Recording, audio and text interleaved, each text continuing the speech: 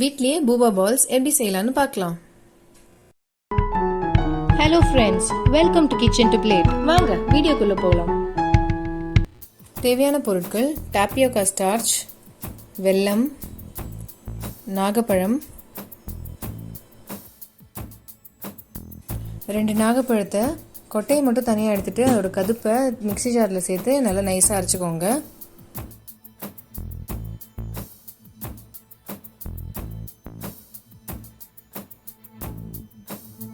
இதை அரைச்சதுக்கப்புறம் bright purple கலரில் உங்களுக்கு பியூரே கிடைக்கும்.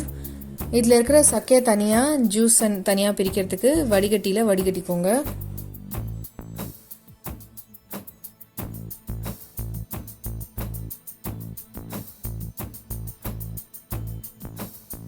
இந்த மாதிரி நாகப்பழ ஜூஸ் செப்பரேட் ஆனதுக்கப்புறமா 4 டேபிள் ஸ்பூன் ஜூஸ் ஒரு கடாயில் சேர்த்துக்கோங்க.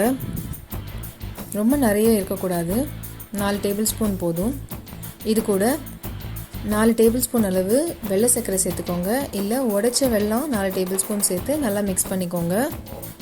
நாகப்பழத்துக்கு ஜென்ரலாக துவர்ப்பு தன்மை ஜாஸ்தி, அதனால் நிறைய சேர்க்க வேண்டாம். ஏன்னா ஹீட் பண்ணும்போது இது கசந்து போகிறதுக்கு சான்ஸ் இருக்குது. இந்த மிக்சர் நல்லா ஹீட் ஆனதுக்கப்புறம் லைட்டாக திக் ஆகும். வெள்ளை பாகு ரெடி ஆனதுக்கப்புறம் நம்ம டாப்பியோகா ஸ்டார்ச்சை கொஞ்சம் கொஞ்சமாக இதில் சேர்த்து மிக்ஸ் பண்ணிக்கோங்க. இதில் நான் ஒரு 50 கிராம் அளவு மாவு சேர்த்து மிக்ஸ் பண்ணியிருக்கேன். டாப்பியோகா ஸ்டார்ச்சுங்கிறது வேறு எதுவும் இல்லை, மரவள்ளி கிழங்கு மாவு தான். இதை வீட்லேயே எப்படி செய்யலாங்கிறத நம்ம யூடியூப் சேனலில் போட்டிருக்கோம். டிஸ்கிரிப்ஷனில் லிங்க் கொடுக்குறேன், பார்த்து தெரிஞ்சுக்கோங்க. இந்த மாதிரி மிக்ஸ் பண்ணிகிட்டே இருக்கும்போது இது ஒரு ஸ்டேஜில் கெட்டியாகிடும். கெட்டியாகும் போது கேஸ் ஆஃப் பண்ணிவிட்டு இதை கூல் பண்ணிட்டுருக்கு அப்படியே விட்டுருங்க. ஒரு பிளேட்டில் டாப்பியோகா ஸ்டார்ச் லைட்டாக ஸ்ப்ரெட் பண்ணிக்கோங்க. இப்போ இந்த கலர்ன மாவு எடுத்து இதில் பெரட்டி நல்லா பிசைஞ்சுக்கோங்க. மாவு சேர சேர இதோட கலர் டார்க் ப்ரௌன்லேருந்து லைட் ப்ரௌனுக்கு மாறும். இந்த ஸ்டேஜில் அழுத்தி பாருங்கள். ஸ்பாஞ்ச் அமுகிற மாதிரி அமுங்கிச்சுன்னா இதுலேருந்து ஒரு குட்டி குட்டியாக பால்ஸ் செய்ய ஆரம்பிச்சிடலாம். பால்ஸ் நம்ம ஊர் ஜவ்வரிசி சைஸை விட கொஞ்சம் பெருசாக இருக்கணும். இந்த மாவுலேயே அதை டிப் பண்ணுற மாதிரி நிறைய பால்ஸ் செஞ்சுக்கோங்க. பால்ஸ் எல்லாம் செஞ்சு முடிச்சதுக்கப்புறம் இந்த மாவில் ஒரு கோட்டிங் கொடுத்துக்கோங்க. கையால் ஸ்ப்ரெட் பண்ணிங்கன்னா மரவள்ளி கிழங்கு மாவு இதில் ஒட்டிடும். ஒரு பாத்திரத்தில் 200 ml தண்ணியை நல்லா கொதிக்க விடுங்க. நல்லா கொதிச்சு வந்ததுக்கப்புறம் நம்ம செஞ்சு வச்ச குட்டி குட்டி பால்ஸை இதில் சேர்த்துக்கோங்க. பால்ஸ் வெந்த உடனே நல்லா மேலே மிதக்க ஆரம்பிக்கும். கொஞ்சம் சைஸ் பெருசாகும். சைஸ் பெருசானதுக்கப்புறம் இதை ஒரு வடிகட்டி வச்சு நார்மல் வாட்டரில் ட்ரான்ஸ்ஃபர் பண்ணிக்கோங்க. இது வரைக்கும் நீங்கள் எங்கள் சேனல் சப்ஸ்கிரைப் பண்ணலன்னா ப்ளீஸ் சப்ஸ்கிரைப் பண்ணுங்கள்.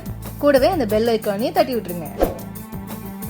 இது பாருங்கள், பூபா பால்ஸ் சூப்பராக டிரான்ஸ்பரண்ட்டாக ரெடியாகி வந்திருக்கு. நம்ம ஊர் ஜவ்வரிசியே கொஞ்சம் ப்ரௌன் கலர் இருந்ததுன்னா எப்படி இருக்கும் வெந்ததுக்கப்புறம், அதே மாதிரி இருக்குல்ல. ஒரு பவுலில் 1 டேபிள் ஸ்பூன் வெள்ளை சர்க்கரை சேர்த்துக்கோங்க. கூடவே கொஞ்சம் தண்ணி சேர்த்துட்டு சர்க்கரை கரையிற அளவு நல்லா மிக்ஸ் பண்ணிக்கோங்க. சர்க்கரை நல்லா கரைஞ்சதுக்கப்புறம் நம்ம வேக வச்ச பூபா பால்ஸை இதில் சேர்த்துக்கோங்க. சேர்த்துட்டு இதை 1 மணி நேரம் போல் ஊற வச்சுருங்க. பூபா பால்ஸுங்கிறது ஸ்வீட்டாக இருக்கும். அந்த ஸ்வீட்னஸை ஜாஸ்தி பண்ணுறதுக்கு தான் சர்க்கரை தண்ணியில் ஊற வைக்கிறோம். இது நம்ம தேனில் கூட ஊற வச்சுக்கலாம். இந்த வெள்ளை தண்ணியை பூபா பால்ஸ்லேருந்து தனியாக வடிகட்டி எடுத்துக்கோங்க.